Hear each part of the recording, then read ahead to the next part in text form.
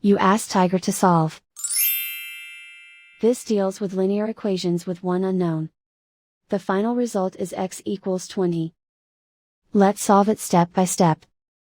Group all constants on the right side of the equation. Add 3 to both sides. Simplify the arithmetic.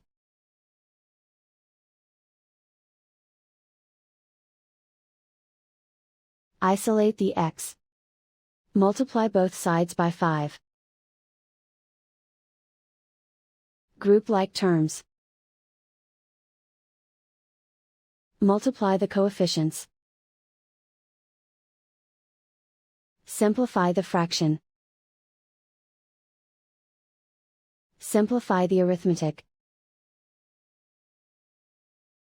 And so the final result is x equals 20.